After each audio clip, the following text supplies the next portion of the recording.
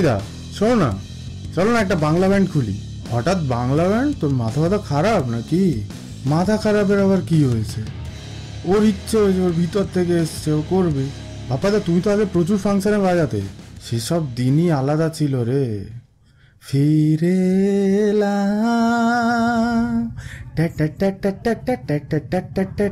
দূরে গিয়ে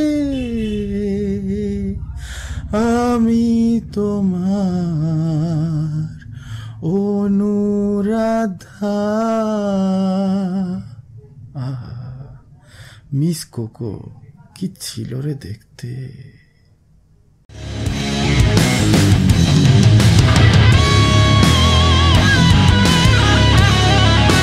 Maida please please please চলো না, করি একটা ব্যান্ড করলে জমে যাবে ব্যাপারটা।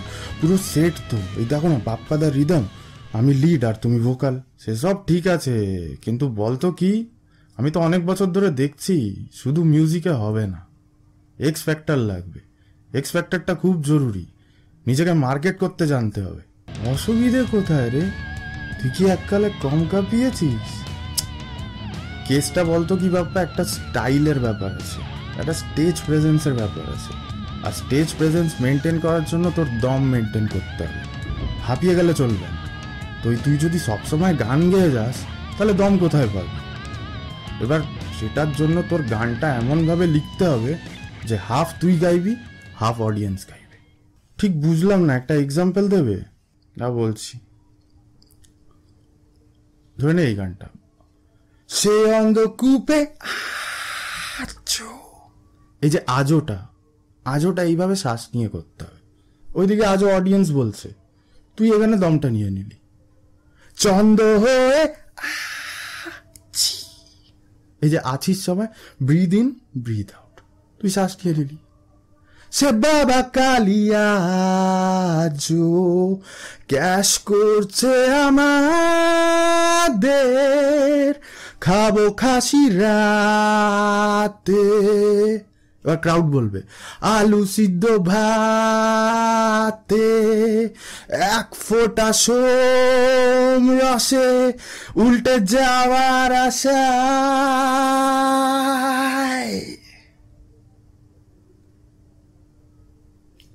Stage presence.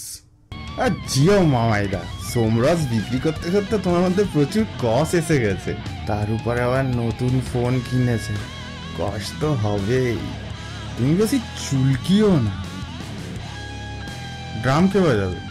ড্রামের টেনশন নিও না, পুরো পারফেক্ট লোক আছে, পুরো ইউনিক সাউন্ড। এমনি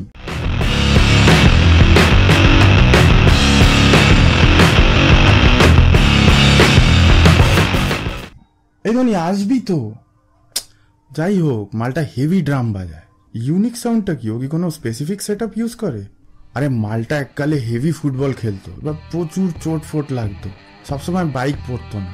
এবার চোট লেগে লেগে ওর দুটো গুটি পুরো মেটাল হয়ে গেছে, পুরো মেটাল সাউন্ড, বুঝলে? কিন্তু তার সঙ্গে ড্রাম বাজানোর কি সম্পর্ক রে? আরে মালটা যেই টুলটায় ড্রাম বাজাতে বসে, ওটার সামনের দিকে একটা সিম্বল লাগানো আছে, মানে ওই সিটটা যেখানে শেষ হয় জাস্ট ওর নিচে একটা সিম্বল লাগানো আছে। এবার যখন ও স্টেজে ওঠে ড্রাম বাজানোর জন্য, কি পরে জানো? একটা গেঞ্জি, একটা লং গেঞ্জি পরে, যেটা হাঁটু অবধি লেন্থ, ওরকম একটা গেঞ্জি পরে ওঠে। এবার উঠে বসার পরে টুলে গিয়ে গেঞ্জিটা দিয়ে টুলটা পুরো ঢেকে দেয়, কেউ সিম্বলটা দেখতে পায় না। এবার তারপরে যখন বাজানো আরম্ভ করে, আর ডিক ডিক ডিক ডিক ডিক ডিক টুং টুং একটা মহড়ার ঝাটকা দেয়, তু চিজ বাড়ি হ্যাঁ মস্ত মস্ত। ওই টুং টুং আওয়াজটা পুরো ভিতর থেকে বেরোয়, পুরো ভিতরের সাউন্ড মামাইদা, ইউনিক সাউন্ড, এরম কোথাও পাবে না। যত সব ভুলভাল, তোর কোনো কাজ নেই নাকি সারাদিন এগুলোই বানাস নাকি? বাপ্পাদা, মামাইদা, কেমন আছো রে? কেমন যাচ্ছিলি? আমি বাপ্পাদা আর মামাইদা মিলে বাংলা ব্যান্ড করছি, জয়েন করবি? সে অসুবিধা নেই, কিন্তু লিরিক ভালো হতে হবে। ওই একঘেয়ে নাশকতা নীরবতা হলে কিন্তু আমি নেই, শিকড়ের টান লাগবে, শিকড়ের টান ছাড়া গান হয় না। ওইসব হলে আমি নেই, ওসব হলে আমিও নেই। আমি তো লিরিকের কথা বলছিলাম। দেখ ভাই, সোজা কথা, একটা ব্যান্ড হলে ওটায় সবার কন্ট্রিবিউশন থাকতে হবে, মিউজিক হোক বা লিরিক হোক, যখন তৈরি হবে সবাই মিলে তৈরি করবে। ফর এক্সাম্পল মানে আমার মাথায় একটা আইডিয়া ছিল, যেরকম ধরে নাও আমি একটা গান স্টার্ট করলাম এক লাইন, নেক্সট লাইনটা তুমি গাইলে, তারপরে তুমি গাইলে, এরকম করতে করতে চলতে থাকলে একটা দেখবে একটা অন্যরকম একটা নতুন গান তৈরি হয়ে গেল। আমরা এখনই ট্রাই করতে পারি, এই তো আমি গাচ্ছি, তারপরে মামাইদা তুমি কেউ, তারপরে বাপ্পাদা, এরকম চলতে থাকবে, তার নতুন গান পেয়ে যাবো।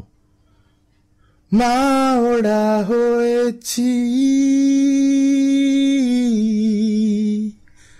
তাও কেওড়া হতে পারলাম কই, দুধ খাবো না অযথা যতই করো হইচই, মদন কিনতে গিয়ে ধরেছিল পাড়ার দাদারা, খাওয়া না খাওয়ার মাঝে রূপবতীর বাধা, ঘেউ ঘেউ কুকুরের ডাক, মার মার পুকুরে ঝাঁপ, ঘেউ ঘেউ কুকুরের ডাক, মার মার পুকুরে ঝাঁপ।